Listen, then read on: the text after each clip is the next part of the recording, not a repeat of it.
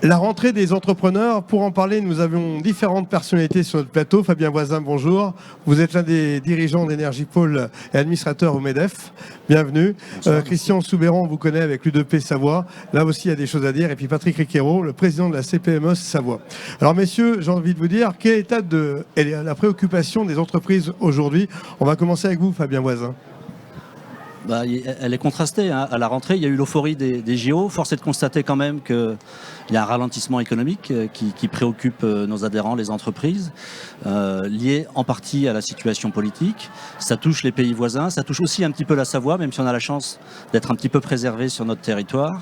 Il faut quand même remarquer qu'il y a une augmentation importante des procédures collectives, des dépôts de bilan, donc il faut savoir s'accrocher et rester optimiste, et savoir garder le cap aussi sur certains grands défis qui touchent nos entreprises, notamment la décarbonation et le numérique.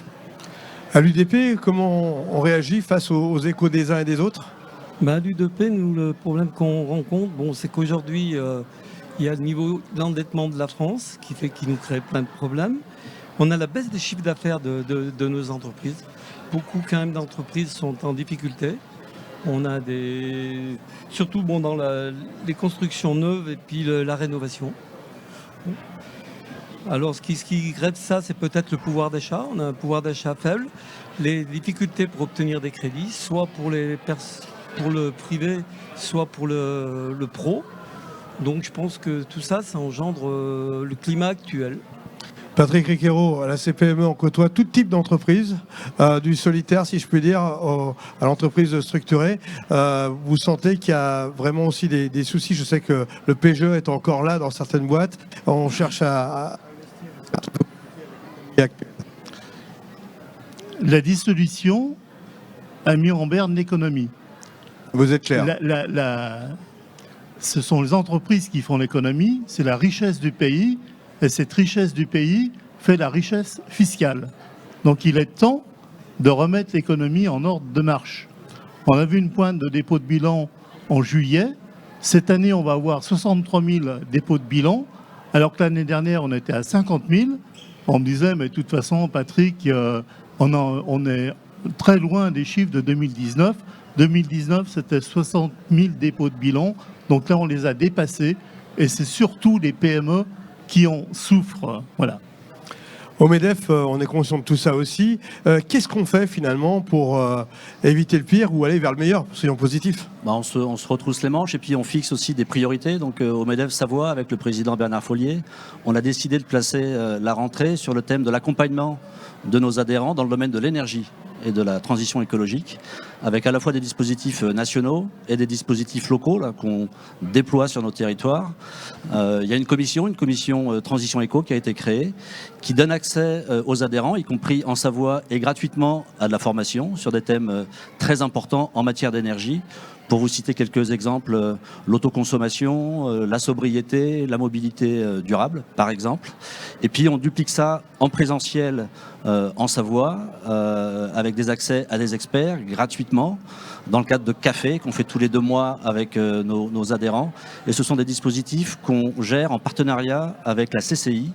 Et grâce à la CCI, les entreprises ont accès à du financement pour des choses très concrètes, des audits, des études et éventuellement financement d'investissement de l'ADEME, de la région. Christian Soubeyran, j'imagine qu'il y a des liens entre vous pour trouver des solutions et puis pour, comment dirais-je, uniformiser un petit peu tout ça, parce que chacun finalement a les mêmes objectifs. On a tous les mêmes objectifs. Ce qu'on attend déjà, c'est que, du nouveau gouvernement, c'est une élaboration d'une feuille de route claire pour savoir où les entreprises elles peuvent aller. Là, ça fait donc la cassure qu'il y a eu, il ne s'est rien passé. Là, les entreprises, les petites entreprises, les moyennes entreprises, ils ont besoin d'avoir une ligne claire pour savoir où ils vont. Surtout, déjà, arriver à la simplification. On en parle, mais pour les entreprises, la simplification n'est toujours pas là. Donc ça, c'est pour nous aussi une des priorités. Et puis l'accès au crédit. Alors l'accès au crédit, la simplification, et puis vous le disiez, un nouveau gouvernement, ça presse, mais il va arriver là. Donc est-ce que ça ne va pas relancer tout le système, même s'il y aura des interrogations qu'on ne va pas résoudre en quelques semaines? On a l'impression d'être à à la cour des Habsbourg au XIXe siècle, carrément. sous François Joseph, où la devise était « il faut que tout change pour que rien ne change ». Eh bien, au bout d'un moment, on a l'impression qu'il n'y a pas grand-chose qui va sortir du chapeau, parce que est-ce qu'on a les moyens de changer? Quand on voit le testament de Bercy, où on va rogner sur l'apprentissage, on va rogner sur la création d'entreprises, on va augmenter les impôts. J'espère qu'on va pouvoir réguler la dette publique et la dépense publique pour éviter de donner encore des impôts supplémentaires à l'égard des entreprises. Vous préconisez quoi, finalement?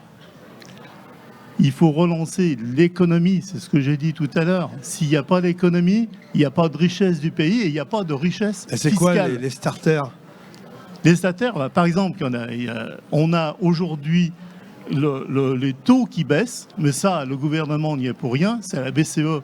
On est totalement dépendant de la BCE, voire de la Fed, et le taux baisse, va relancer l'immobilier. Il y a une crise, je ne vais pas parler au nom du BTP, mais il y a une crise du BTP qui est annoncée depuis 3-4 ans et qui va arriver, et on est loin de soupçonner l'environnement du BTP, où quand vous créez un emploi dans le BTP, c'est 7 emplois en amont et en aval. Christian, pour vous, les starters? Les starters, je ne sais pas, je rejoins ce qu'il a dit, parce que de toute façon, je crois qu'il n'y a pas d'autre solution que ça. En tout cas, on a un pays qui est puissant en termes, je dirais, de technicité, en termes de métier. On a une diversité qui est reconnue au niveau européen, voire mondial pour certains sujets. On doit rester optimiste. Il faut rester optimiste, mais il faut quand même de la visibilité sur tous les plans. Je me permets aussi de parler un petit peu de fiscalité. On restera vigilant, nous, au MEDEF, sur les éventuelles hausses de fiscalité qui pèseraient éventuellement sur nos entreprises, voire sur notre patrimoine. Après, dans les spécificités qui doivent nous rendre optimistes, on parlait de l'énergie tout à l'heure. Une bonne nouvelle, c'est que les prix de l'énergie sont plutôt orientés à la baisse. On espère que nos entreprises pourront en bénéficier pour autant que leurs contrats le permettent et qu'ils puissent éventuellement renégocier leurs contrats. Nous, au MEDEF, on peut proposer de l'accompagnement auprès de nos adhérents. Et on est ici en Savoie, je voudrais avoir un petit mot en matière d'énergie avec de l'industrie. Il y a beaucoup de sociétés électro-intensives. Elles ont besoin aussi beaucoup de visibilité, d'être rassurées sur l'évolution du marché de l'énergie et en particulier sur des dispositifs comme la compensation carbone qui est un élément très important de leur compétitivité et qu'il faut maintenir. Messieurs, merci pour votre intervention et puis bonne rentrée qui est bien entamée comme je dis souvent. Merci, bonne rentrée.